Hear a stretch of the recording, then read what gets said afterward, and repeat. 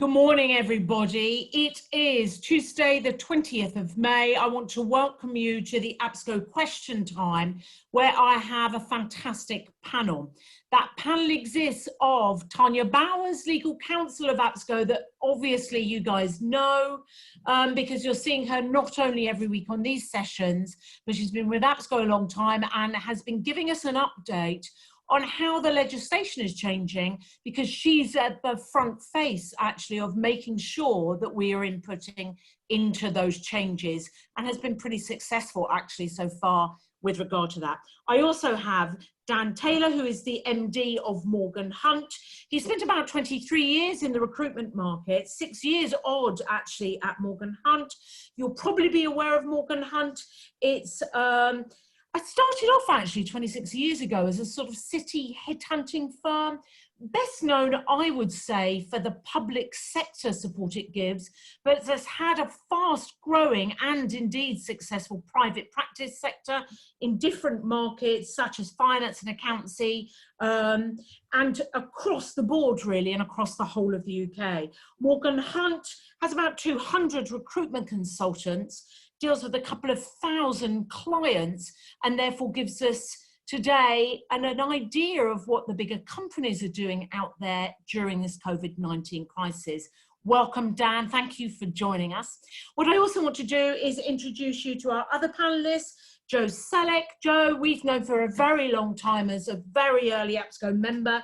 Joe runs Sellick Partnership. 70% of that business, about 17 months ago, was acquired by a French firm called Samsic, and I know that relationship has gone very successfully actually. And it's not always that story, is it, when someone buys in to a majority of your business, that things can go so exceptionally well, but it hasn't. But of course, we're all involved in COVID-19, and we'll check out how things are going at Sellick Partnership now as well.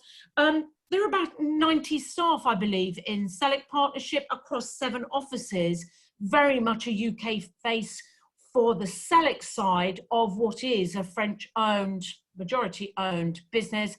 So I think we're going to focus for today's session on the UK. We're going to look at what's happening in the regions, and we're going to find out what on earth is going on with a furlough scheme as we move forward through into the summer, and what people can do to survive, but also make sure that they are setting themselves well to come out of the lockdown. What I will say is this is an open session. We look forward to your questions. Questions at the moment are coming on chat, so please do put forward your questions. What we tend to find is by about 5 to 12, when we're looking at finishing, we get a whole clutch of questions that we haven't had time to answer. So don't be shy, put forward your questions. We'll do our damnedest to get our panel to answer the majority of those, and certainly as many as we possibly can. So by way of introduction, Dan, let me come to you. How do you feel that Morgan Hunt are surviving through this weird, but now it's feeling less weird because we're getting used to it, period of time? Yeah, well, I think we've handled it very similarly to a lot of our organisations in the same position as us. We currently have about 45% of our staff on furlough. I think we're fortunate in a number of areas because we are focused on the public sector.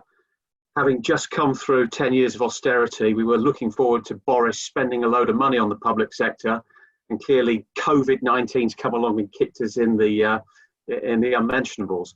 So we are where we are with it.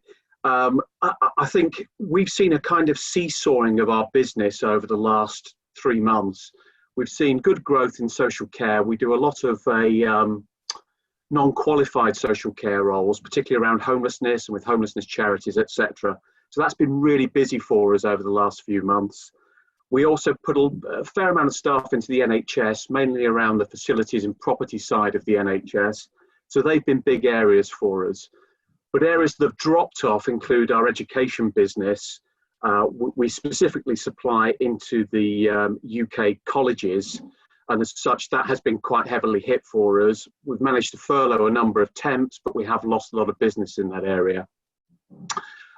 So that's where we find ourselves. Like we have a small amount of private sector business, and like most agencies, that's been heavily hit. and particularly from a perm perspective, you know, just nothing doing really, or very little doing. So we are sat here, and I think COVID-19 is giving us the opportunity to do all those things that were niggling. We had you know, every business has a kind of dark, shady corner, which you don't go into because, you know, there's some issues there, but it's forcing us to look in that corner and deal with it. And I think, you know, as always, I think we'll come out of this stronger. Yeah, it's an interesting point, isn't it? We're finding a lot of our members are looking to launch things, looking at new market sectors, looking at stuff they should have, and even APSCo, who are launching actually a number 3 new services shortly, because we finally had a bit of time to focus on some of those things. I'm sure there's a whole load of people that have been furloughed so far that are decorating kitchens and have the best looking gardens that they've ever had, because it's a time to catch up on those things. Joe, can I come to you? Tell me about Sellick partnership. Obviously, the professional services market has been hit realistically, hasn't it? How are you finding it? Yeah, so there's some crossover between Sellick and Dan's business. We do a lot of work within the public sector, NHS, a lot of legal work with the London boroughs. So the legal work has held up within the public sector. Where we've been badly hit is within legal private practice. So that area has dived off a little bit. As Dan said, the permanent market within the private sector, nothing doing, really flat. I think that's going to take 3 to 6 months to gain any momentum as we go forward. We're certainly trying to be very creative. We're certainly trying to take this time to look internally to see if there are areas of the business that need to be reorganized or developed, or areas where we see the thing about COVID-19, there will be winners and losers in all this, and there will be opportunities in all our markets. The winners will be those businesses that maybe take the odd risk and go for those opportunities when they see them. Yeah, I think you're right. What would either of you, Dan, let me come to you. Do you think this is a time frame where agile and therefore sometimes smaller business have an edge here on the bigger established companies? Yeah, potentially. I mean, having worked for some big companies in my time, I still think Morgan Hunt is small enough and agile enough, 200 sales staff, to dodge and make the right decisions at this time and act quickly. And I think recruitment as an industry has that agility naturally built into it. So I think most firms can actually do that. But I think the challenges come in the ability to wrap your hands around your organisation at this time. And although we're all working out of our bedrooms or at the kitchen table, to really understand what's going on a day-to-day basis to make the right calls at the right time. Yeah. Joe, look, Sellick Partnership is not a small company either, but do you think that having still, and I know that business well, and it's an agile business and it moves and it does have creativity within it, do you think that sets Sellick Partnership to do well in this time frame? I mean, if you look at McKinsey's, they've always said that anything like this has the potential for the change of order of things. Is it something you reckon you can kind of capitalise on, a change and create a change of order? Yeah, I think there's a case of navigating your way through these months that we're in. You know, to use this word that's been used from day one, it's all unprecedented. We know that. We're seen to be slowly coming out of the lockdown. We've experienced in the last 7 days a slight loosening of maybe opportunities just beginning to come through, or clients just beginning to maybe consider what they're going to do from a recruitment perspective. We've definitely got challenges coming up going forward. Will in-house teams do their own thing? LinkedIn. There's many challenges that we'll face, but absolutely, the industry that we all work in, you tend to find people that are creative, that will take a risk, that will look outside the box a little bit. And I think recruitment will always survive because the people working within it are creative and they are agile and they'll have personality. Yeah, I do think that's right. Why don't we get into the questions from our audience? So bear with me, I'm going to read them on a slightly different sheet here. Tania, it's probably a question I'm going to start with you, but then I'm going to come on to our panel members, if that's okay, for their views. It says here that BEIS are working with HMRC and the Treasury, developing policy on the extension of furlough. And we want to know really what will help recruiters in terms of the mixed work furlough extension. Would there be, do we know what the view is? Do we know what they're working to? What do we know that we can tell APSCo members out there and our panel members as to what our expectation is of the changes of that furlough scheme? Can you tell us first of all what we know now and what maybe we think we know that's moving forward? Yes.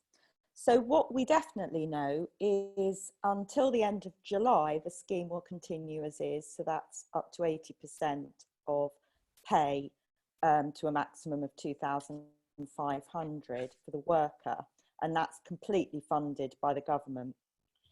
From August to the end of October, the worker will still need to get 80% of their pay up to a cap of 2,500 per month. However, that will be funded jointly by the employer and the government. And that's as far as we know for certain. What Treasury are now developing is that policy for that blended work period.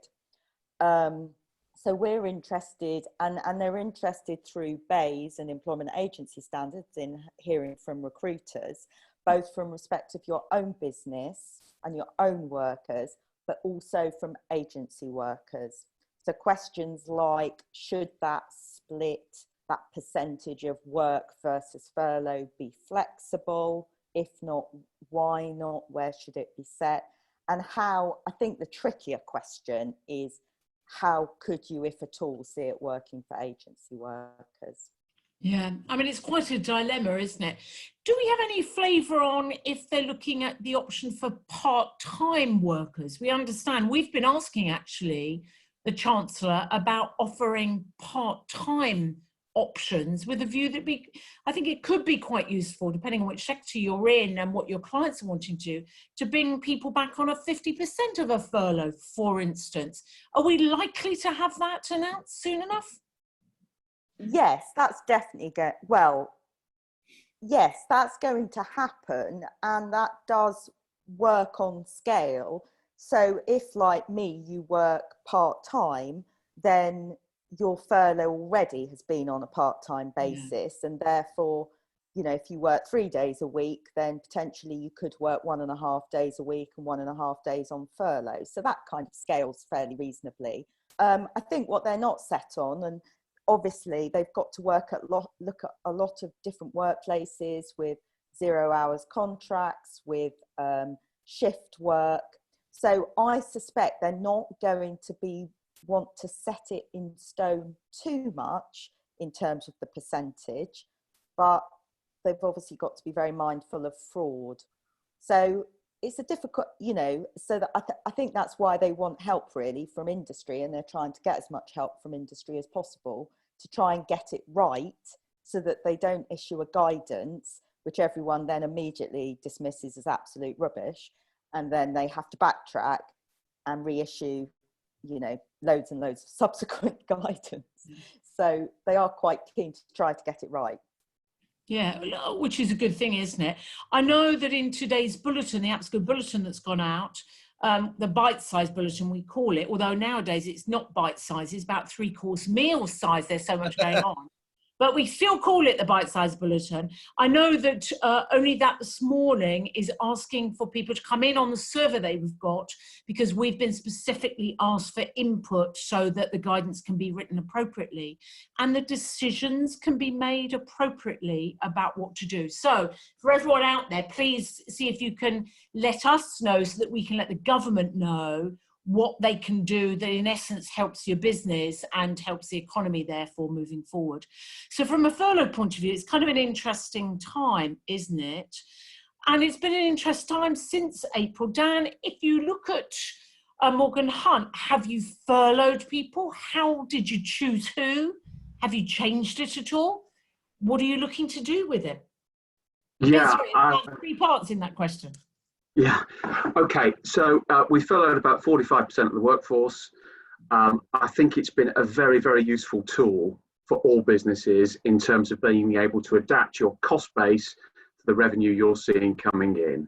So we are very grateful for the government for putting this in play. I think one of the issues with it is clearly, the second round of furloughing and the extension of it, we get the headline and everybody immediately starts to make decisions, and then you've got to wait for the actual detail to come through. And as we know, that detail's still being compiled. So sometimes it's difficult to move that quickly in terms of where you're going. I think from what happened, this started off as this wonderful tool for us, but we're starting to develop some misgivings about it. I had my first complaint last week from a member of staff who hadn't been furloughed and thought it was particularly unfair, and they would particularly like to take the summer off, and at 80% when there's no commuting costs and no buying a sandwich at lunchtime, all that kind of stuff, it seemed like a pretty good deal. So that's a worry, because it's there to support business and make sure business is strong both now and when we get to the other side of this. So we're a bit wary of furlough at the moment. We have a simple metric in our business that helps us control the furlough numbers. And on the back of this, I'm pleased to say that we've just signed off our first person returning from furlough. But it's all about productivity. So we look at each of our teams and we monitor the productivity. Oh, Dan, we've lost you. I'm hoping I haven't lost everybody else, because I'm still here. Okay, so move if I haven't lost you. Dan, we got you back. We lost you for a moment, Dan. Right. Where did you get to? Well, we had a lack of productivity in the middle when you stood still. I'm trying to work out exactly when it was. It was about looking at productivity and from there. So you're looking at productivity and... Okay, so we're monitoring the productivity of each of our teams, and if that drops below a certain level, we're looking to furlough more staff at that stage. If we see it rise, or we're getting anecdotal evidence, also not two different things. If we're getting evidence through that we have an upturn in terms of the job market and the requirement from our clients, we are starting to look at bringing people back into it. So we're monitoring it on a daily basis. I have a noon call with all my directors, and we're just tying in on everything that's happening in the business constantly, which is all this mechanism of new way of working and making sure you've got your arms around a business that's being run out of bedrooms. Yeah. And very nice bedrooms too, a lot of them. So can I ask you, with Sellick Partnership, have you furloughed anybody? Has that been difficult to choose? Would you look at furloughing people for a percentage of time, and have you brought anybody back? The whole kind of gamut on furlough, really. So similar to Dan, with the business has been very welcoming of the government's policy. I think it's been a good policy. Given the nature of what they've done, it is pretty blunt, and I think as they're going forward, they're trying to finesse it a little bit. But I think they've done well. We like Dan, we're looking at our markets, we're looking at the metrics. We have brought one person back as of Monday. We've furloughed around about 55% of the business. So we employ about 105. Of the 105, about 65 of them are sales. So yeah, it was very tough to think about who we should furlough and who we shouldn't. We debated long and hard. The director of the business, like this, spent lots of time on Zoom, coming up with our strategy. But we've had some very positive feedback. It was difficult, but I think going forward, I think we'll probably bring one more back as of Monday coming, and then I think, like Dan, very market dependent. Yeah. All about what's going on. All about if things do begin to move, it's getting your timing right to bring people back. Yeah, it is. Let me come to a question here. So Bays are interested in how that blended furlough could work for agency workers, and what the problems might be with that. Do you have any agency workers Actually, Joe, do you have any agency workers? Then I'll come to Dan, because Dan's more likely to have agency workers than I think you are, Joe. Yeah, no, we've got a small amount.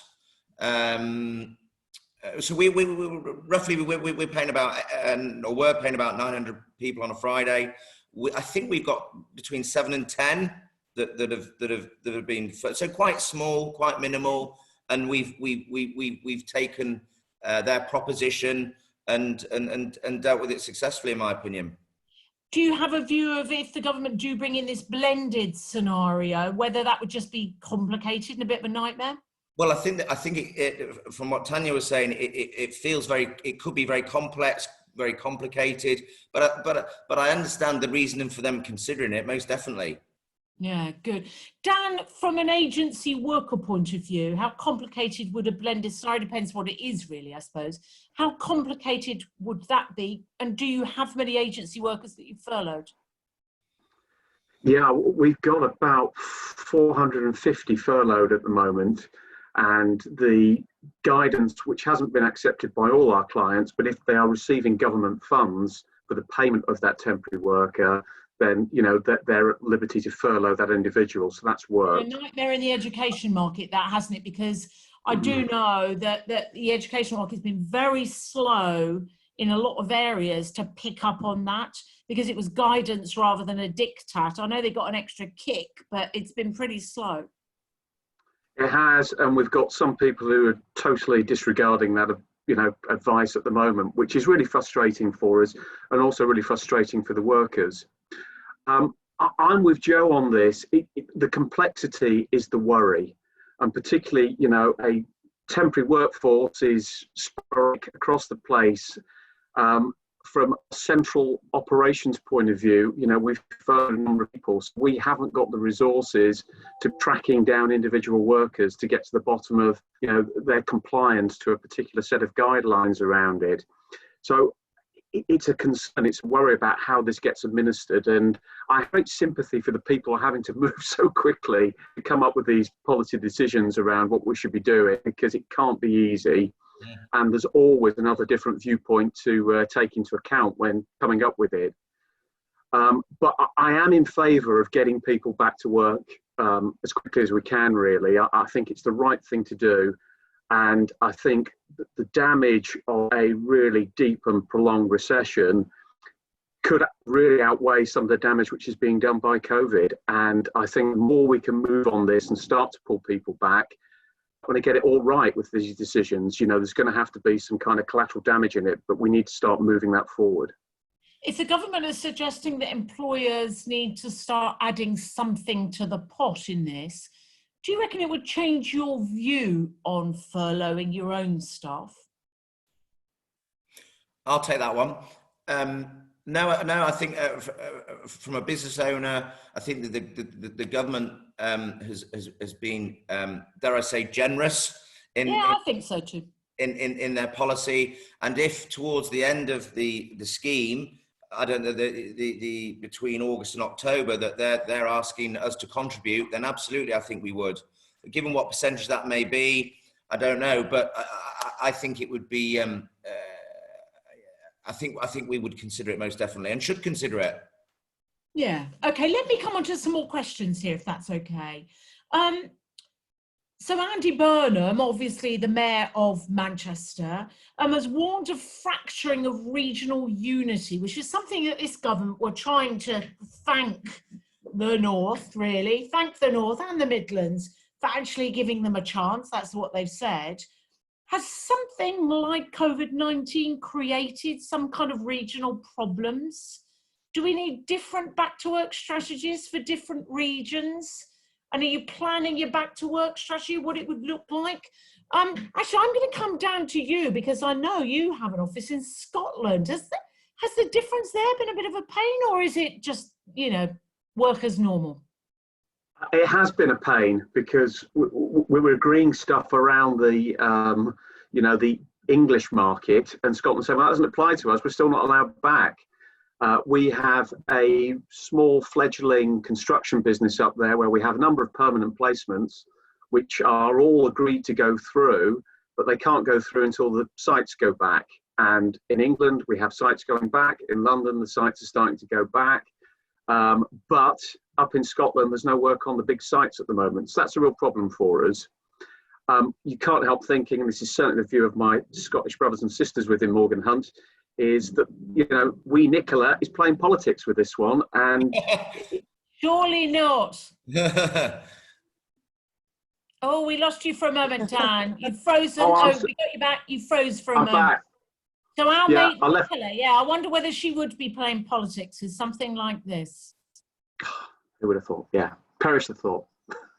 But so, if you look inside England, then Joe, yes, do you think there needs to be some kind of regional differences depending on what places, you know, what stage people are? Pretty obviously, London has been hit. It's a busy international centre, and it got hit pretty early. Let's face it, we should have probably locked down early. We certainly should have been testing a hell of a lot earlier. Yeah. And we should have been looking for international travel and what should be happening there. So, you know, even the government thinks they've done a great job, and we think they have on certain things actually, but, you know, there's been some mistakes made, but it's a new scenario. I wouldn't want to be a decision maker in all of this really. But do you think there should be different decisions being made for the different regions, even within England? So I don't think Johnson did himself any favours by unaligning himself with Scotland, Wales, Northern Ireland. He should have kept, I think, everyone on the same path. We broke a little bit early, and that may or may not, in testament of time, be proven to be the correct thing or not. So Andy Burnham, the Mayor of Manchester, he's been quite vocal over the last 3 or 4 months.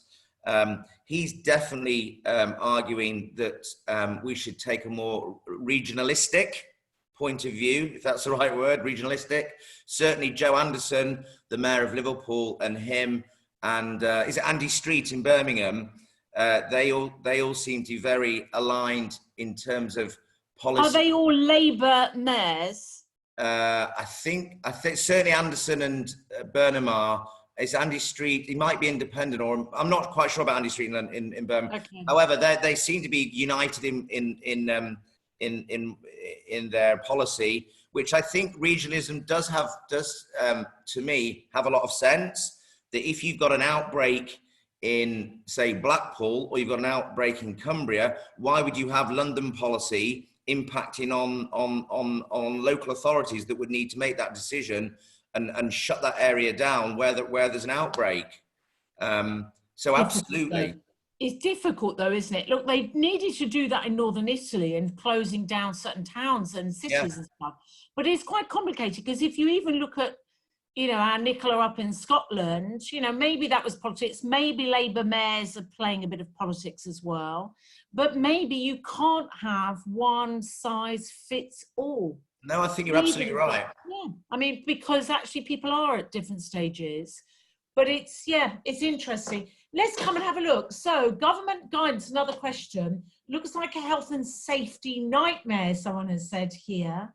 Are we exposing ourselves to the legal risk if we don't get it as businesses 100% right with allowing our staff back to offices? Should we open things up? Dan?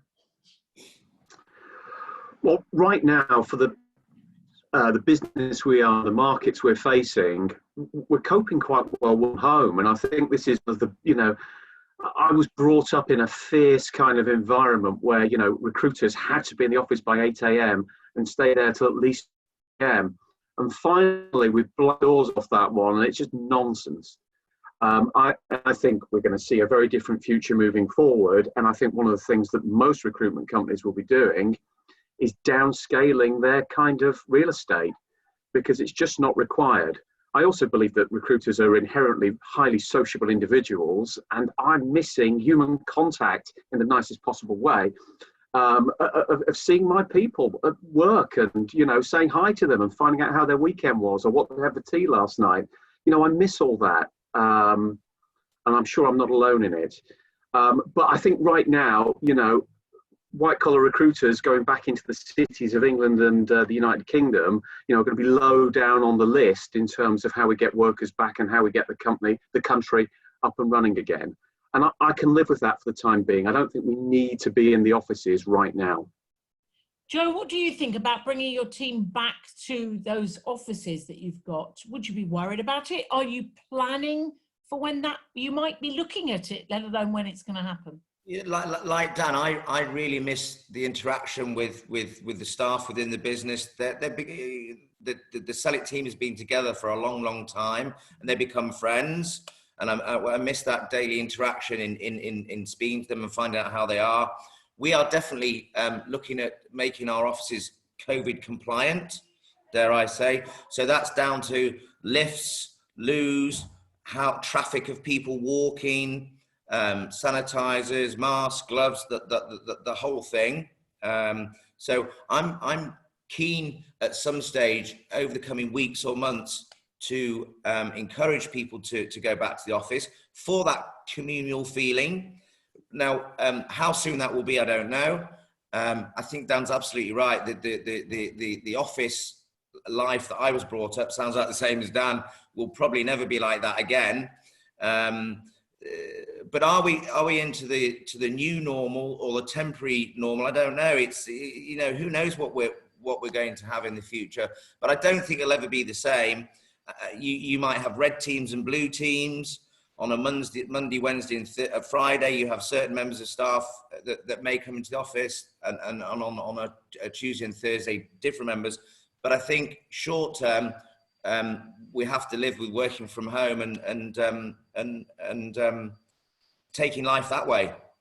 Yeah, I definitely think if we're separating teams, APSCo would go for orange teams and blue teams. So one of the questions that's come through is, what do the panel think that there should be the priorities for training staff in the new normal? Are you going to be recruiting junior staff, training them? How are you going to train them? Are they going to go on training courses in groups? Is it going to be online delivered training? What's going to happen? Okay, so I think that's a really good question, and we've begun to think about that, and we've used some of your lovely online training. Yeah. Have you used Compliance Plus Recruiter? I think we have. Yeah, good. We were, just so that everybody knows, we've been giving Compliance Plus Recruiter out to APSCo members free of charge. We were due to launch that at the end of March, and we did for a paid scenario, and we decided to head that out as a really good thing, that anyone who's furloughed could be doing that without making money for the business, can be allowed to do that, and keeping them engaged in the recruitment market and their business. We've had fantastic response. So Joe, I'm glad you picked up on that, but anyone who hasn't, go for it. With some furloughed staff, just, yeah, get them to use it. If you contact us at APSCo, we'll give them to you. Just to finish my point, Anne, so it's an area that we're just beginning to contemplate and think about, but I think it's going to be one of the biggest challenges for recruitment businesses going forward as to how we actually engage and train staff that may be within the business or people that we're thinking about hiring in the future, in how you ingratiate someone into your culture. Yeah. Old school would just be face-to-face in training rooms and that sort of profile. But it feels like a lot of it may go online, and I think that's a real challenge for businesses, not just recruitment, across the board. No, I think that's right. And actually, you'll be pleased to know that all of APSCo training is being designed to be blended, and we've been doing that for a while. So not face to face in a classroom, but blended as in online and probably in this kind of format. Yeah. Which means people don't need to go away for a day or 2 days and be out of the office. They can do it in drip fed thing. But certainly, I would say that. Dan, if you look at Morgan Hunt, what are you doing with regard to training? Have you been thinking about that? Yeah, I pick up on a couple of things that Joe mentioned. I think the culture one is the one we're more scared of at the moment, right? Yeah. So recruitment businesses live and die on the culture of those organisations and making sure they're attaching the right individuals to them. So he's spot on with that. I think the training, first of all, I don't suspect this is going to be a particularly kind market to trainees over the next few months. And I can't see our focus on bringing lots of trainees into the business to be quite high over the next few months. I think it's a marketplace for relationships, and that means we need to be closer and tighter to our senior and experienced staff members. And I think it's about, you know, regular contact with those individuals, making sure they're happy, making sure that we can coach those guys through this and they've got the skills and the tactics they need to get through it. But right now, I'm not majoring on what we're going to do with a new trainee population. I think that time will come in due course, but I can't see it for the next few months. But clearly, online training is getting more and more prevalent, and that's probably the way to go. Okay, let me come back to some of these questions. And I've got one here. Which sectors do the panel think will come back first with regard to hiring? Dan, let me come back to you again. Your predictions for the economy, what's going to come back from a hiring point of view? Perm and contract, and they might be separate, actually. Dan, you've frozen again. I don't know if we got you. No. Gotcha. Got me. Good. I'm sorry about this. So what do I think? I think the contract stuff will keep to slowly winch up over this period of time. I think people will need a level of certainty before they engage in sort of high-level perm recruitment. The markets we're hoping to see, and I can only speak for the sectors that we deal with, is we've seen a lot of drop-off across our social housing business. A lot of that is dealing face-to-face with tenants, either through a maintenance point of view or housing officers, housing managers. We're hoping that starts to come back. And as a business, I think I mentioned earlier, we get this big cliff edge as our education business drops off in June. We're hoping that the social housing bit kind of levels that off over what will be difficult summer months for us as an organisation. Fair enough. So yeah, and then the construction and maintenance thing are the other stuff where clearly there is a backlog of problems out there which need to get rectified. So we'd like to see those businesses come back too. And then it's into things like HR. We know there's going to be a lot of issues to sort out on the other side of this. So we expect HR to be quite busy. Yeah, we understand from our members in the HR community, a number of them have actually done quite nicely, especially on placing experts on a temporary basis to solve problems and deal with staff. Joe, from your mix in that professional services scenario, what do you see? What's dropped off quickest? What would you expect to come back quickest?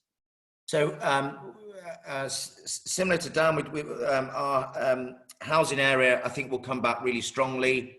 There's been people have been at home with their families for 3 or 4 months. A lot of properties have taken a real hammering. So from a maintenance perspective, those guys will be back in quite quickly. So we have a big division in our Derby office, which we think will come back very quickly. Another area that's been affected quite badly has been our locum legal area. That got inflicted quite badly at the beginning. But again, I think these markets that had a really rough time very, very early on, I think they're the markets that might come back sooner. The perm market, again, Dan is spot on. That's going to be a real slow burn over the coming months. And I think if you're considering hiring someone at a decent salary at the top end, you're probably going to weigh up that decision and make a business decision for a good period of time. So that's going to be a real slow burn, in my opinion. Yeah. Tania, may I come to you? So a slightly different tack, really. We know the furlough scenario has been worked on at the moment, but we also know that you are having twice a week meetings with the Employment Agency Standards Authority, part of BAYS, and are right in the thick of it. Is there anything else from the political point of view that we're expecting or anticipating coming out that we need to be aware of? I think they're very interested in hearing from us about what recruiters need to boost the economy and get the economy moving again. So on a very macro scale, we're saying go for a growth agenda, not austerity agenda. More relevant to us, IR35, you know, that now's not the time to put it into place. I'm going to butt in there because I did hear a bit of a rumour that something might be being tabled in Parliament today on extending the extension before IR35 comes in a little bit longer. What's What's that about for anyone who doesn't know, and how likely is that to come over? So David Davis MP has proposed an amendment to the finance bill, my understanding is, to extend the delay until April 2023. So I guess far beyond Brexit and far beyond what we hope COVID-19 throws at us. However, this is an amendment to the finance bill, and the government's got a majority of over 80. So the reality of this actually being passed today is, I would suggest, very slim, and HMRC certainly are ploughing on with going live next April 2021. But, you know, IR35 is now known by everybody in politics. It's really moved up the political agenda, not least by that quite damning House of Lords report. So, you know, watch this space. But no, I will be pretty shocked, but pleasantly surprised if there's a delay announced today beyond. I mean, I think on IR35, a lot of the bigger organisations that had really got their house in order in preparation for IR35 were kind of frustrated that it didn't come in, but the majority of people, frankly, are pretty pleased it didn't. And I think across the piece, clients, you know, beyond those multinational big clients that the biggest members work with a lot, clients weren't ready for this, you know. So yeah, I think there's still quite a lot of work to be done if it is going to go live in 2021. Yeah. And anything else from the government? Sorry, but when I heard IR35, I knew there was a little tidbit of information.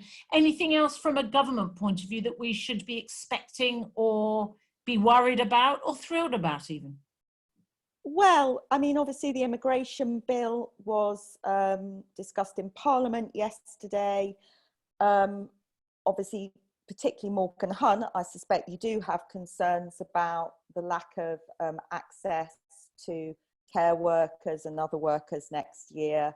We're particularly pushing from a broader membership base on higher skilled contractors, and the fact that we think there needs to be a route into the country that doesn't require employment and a tier 2 visa. So we're continuing to push that.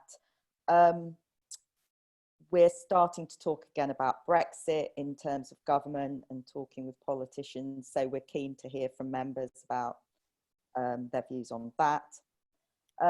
But yeah, I think now the government are also looking forward to opening the economy up. They're starting to focus on that. So we're wanting to hear views on that. I mean, it's interesting, isn't it? Because Brexit has been, you know, kind of been mooted to be at the top of a lot of people's agenda for such a long time that frankly it's hardly ever discussed, apart from Michel Barnier looking a bit fed up every so often, but realistic and putting out a negative comment. But that's, you know, what he was doing anyway. But the reality is Brexit, you know, is coming upon us very quickly, and it's interesting to see what that's effect is going to have. Dan, has Brexit, I mean, planning for Brexit affected your business, and are you changing those plans in any way for now, with it coming upon us so quickly? Not really. I mean, we're only based in the UK. We don't have an international operation, so there's been no concerns there. I mean, I'm with Tania in terms of I've got some concerns about sort of skilled people coming in. We have been operating a overseas recruitment program in terms of bringing social workers into the UK with a number of UK local authorities, and that's proved quite successful, and we are concerned about any issues that might have. Okay, let me come to another couple of questions. Joe, unless from a Brexit point of view, are you planning anything on that? No, similar to Dan, the Sellick's offices are all in the UK. What I will say about the current immigration policy that we have, the UK needs a positive immigration policy going forward. We need individuals from Europe to come to the UK and work to support the economy. This government, in my opinion, have an idiotic policy, and we need to encourage people to come and work here, because if we don't, it will seriously impact on the UK going forward. Absolutely, and their policy is totally wrong. Yeah, it's It interesting. frustrates me. It's interesting that, just to mention, it's in our bite size, but the Migration Advisory Committee have got a call for evidence out on shortage occupations. I find it quite hard for APSCo to respond because we just don't have the granularity of where the shortages are because they're actual roles. But, you know, we are urging members to respond as individuals to feed into that call for evidence. That there's links on the website. And yeah, I saw it in bite size this morning that was going out. There is a call for evidence, and all our members, anyone listening here, if you can input with regard to some evidence, it does help the government make better decisions. The fact they're asking for it, and they will take notice of that kind of evidence, means it's within all our power just to give some of that information back, and we should be doing it, I would say. And just on Brexit, it'll be one of those things in the UK dealing with Europe that as we get past June and as we get into the autumn, it'll come down to a negotiation. And I hope there's a no deal. The last thing the country needs is a no deal Brexit, in my opinion. But it'll go to the 11th hour, and you know maybe there'll be a fudge, as there usually is. Yeah, let's see. Okay, I've got a couple more questions. Let me get on to them. This is to all panelists, but I'm going to come perhaps first of all to Tania from the legal perspective, and then a fairly quick answer, if that's okay, to the other two. And maybe the quick answer, actually, I'm going to come to Dan because it's more your market rather than Joe's. The next question, I'll come to Joe. So this question is, we are an education agency and some of our schools have continued to pay staff under Cabinet Office advice to the end of our contract, even though they are not required in school. Now they're reopening. Some of those people do not want to go back into the school under union advice, obviously on health and safety. What do the schools do? Are we obliged to continue paying them if they simply don't want to go back? I'm going to come to Tania and then to Dan. And Joe, bear with me, I'll ask you the next question on a different subject. Tania, are they obliged to pay them still? Okay, so I'm going to deal with this in two things. First, the furlough, and then secondly, the health and safety point. So we have been discussing this with employment agency standards because actually this is starting to come up with people in all sorts of sectors, agency workers not wanting to go back to work or refusing roles that are offered to them. So the health and safety point, yeah, they're obviously entitled to feel confident that they're not putting themselves at risk by going back to a workplace, but I'll slightly deal with that separately. In terms of the furlough point, furlough and indeed the Cabinet Office scheme is only applicable if they cannot work for a COVID-19 related reason. If in effect you are offering them a role that you have adequately risk assessed, the client's adequately risk assessed and you've checked that, and it is a role that is suitable to them, then if they do not accept it, that is obviously their gift. But there is a question, should you continue to furlough them or pay them under the scheme because there is a job available? So actually, you can't pay them under the scheme because they no longer apply for the scheme because there's a job available. So that's the first point. So no, I think overall we came to the decision, and it's always business decision. The government's not going to write this in black and white, but if there is a job available, then no, they shouldn't be furloughed. Okay. So that's the first. The second one, health and safety. You under the conduct regulations, you don't have to verify everything the client does. You should know they've done a risk assessment and you should ask the right questions to satisfy you that it's a suitably safe environment. But that's the sort of extent of the responsibility as a recruiter. Okay, so Dan, this is your market, education. Have you got teachers that are currently on furlough that you know your staff are going to talk them to going back and perhaps are unkeen to go back because of the risk or the potential worry about health and safety? It's one of the hidden pitfalls of the furlough scheme, where would you rather sit at home in the sun on 80% of your salary or go into an inner city college and teach some difficult pupils. Don't know. But we need people to go back to work. And I'm all for the risk assessment. I'm all for making sure that from a health and safety point of view, it's a safe environment. But none of us are going to be returning to work without some level of risk. And we need to be pushing this forward and moving on. And I think we've got to, it hasn't come our way, but it's coming our way right now, I'm sure, in terms of how to deal with these problems. But my view is, if it's been assessed, they should be back in. Okay, fair. I agree with you. Let me come on to another question, and we're coming close actually to an end, but a good question I think here. That is, we have a number of staff furloughed who are keen to maintain some level of contact with their clients. We don't want to stifle that desire. However, we feel conscious that what would constitute appropriate contact from what is a sales professional to a potential revenue generating customer, as it were. What, if any, contact is deemed appropriate within the parameters of the furlough scheme? Joe, what are you doing with your people? Everyone wants to keep in touch with their contacts, even if they're furloughed. Yeah. Are you allowing them to do any of that at all? No, well, we've been fairly strict and followed the guidelines to the word that we're from a sales perspective, we're not allowing any contact from a sales consultant perspective back to their clients. They're at home, they're on 80%, they're probably sat in the sun. And to be fair to them, that's what we've told them to do, and we don't want them to do anything different.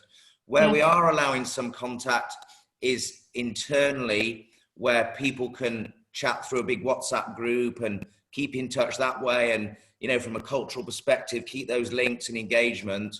But outward looking, we've been very to the letter, and hopefully going forward, as we discussed at the beginning of the conversation, we may be required to bring people off furlough as the market hopefully comes back. But no, we've been very strict. Okay, and let me tell you something. So have we at APSCo, and I think it's the right thing to do. Yeah. And I do know last week it was 800 odd companies that the government have gunned for that haven't been so strict, and that number must be over 1,000 now. And to be honest, I think if there are people taking the mickey out of that situation, then if they get caught, well, quite right too. A quick answer, Dan, I'm coming to you because we are kind of coming toward that stage, but not a one-word answer, but a relatively quick one. Can I ask both the panelists what level of contact they're allowing their furlough employees with their own staff? What are you doing to your own staff? Joe mentioned WhatsApp groups and things like that. Are there any things that you found particularly successful that our listeners can share to keep your own staff, the ones that are furloughed and the others, actually keep their chins up, as it were, in this time? Anything that's worked well for you? Yeah, so what we're doing is we did have some training last week, which was particularly around taking permanent candidates to market in a tough market. And we encouraged all our furlough staff to attend that because training is, you know, everybody's quite welcome to attend that. We hold a Wednesday kind of town hall session, which is me and the exec team, where anybody's can turn up and ask us anything about anything. There's no holds barred there. It's just go for it. So that's an hour-long session every Wednesday. Then every Thursday, I hold a company address, which we kind of rotate the subject matter, and it ranges from a kind of business overview from our regions through to show us your pet. You know, we've done all sorts of bizarre things just to keep people engaged, keep spirits up in what is clearly a difficult time. The final thing is we've been majoring around mental health awareness. We did a guest webinar last week, which was incredibly successful. We had over 600 clients on that.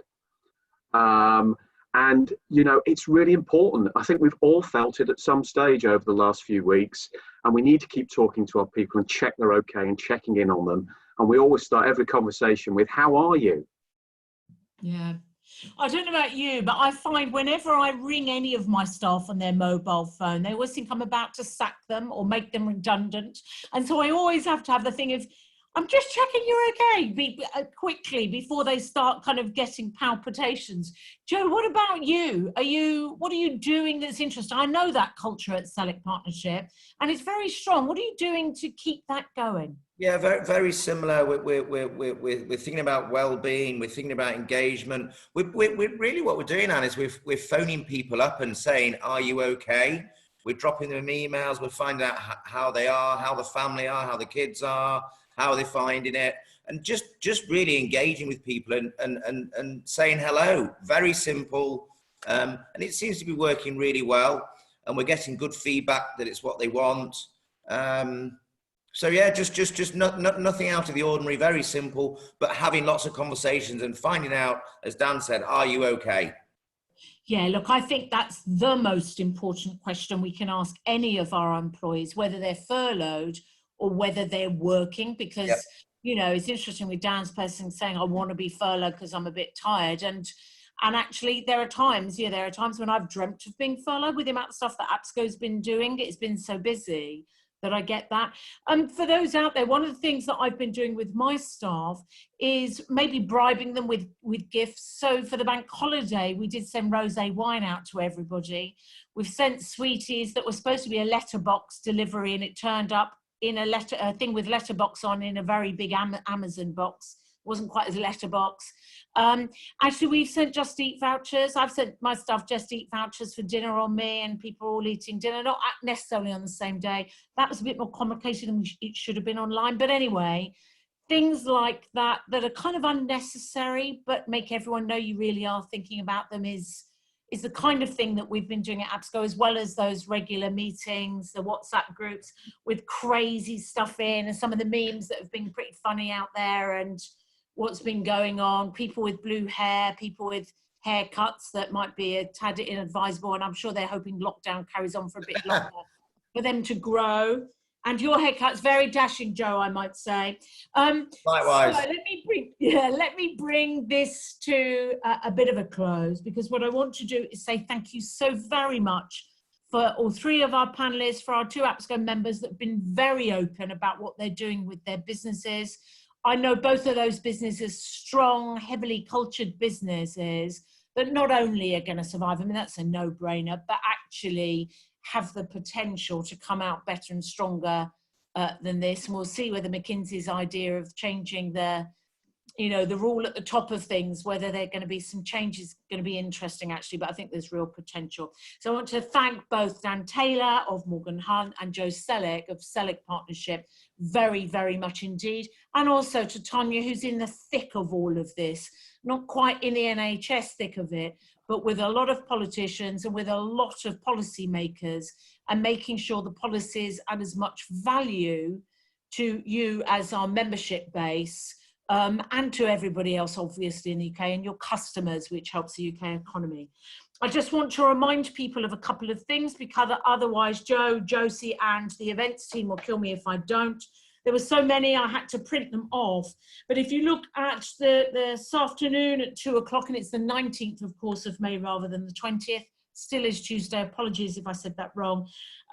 Being a recruitment fit through COVID-19, we've got a session at 2 o'clock, come and have a look at that.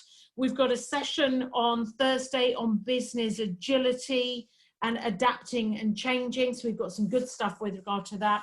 And Friday this week, we've also got Women in Recruitment, a time to be a catalyst for important change. It's a speak up and speak out session, which I think is going to be good.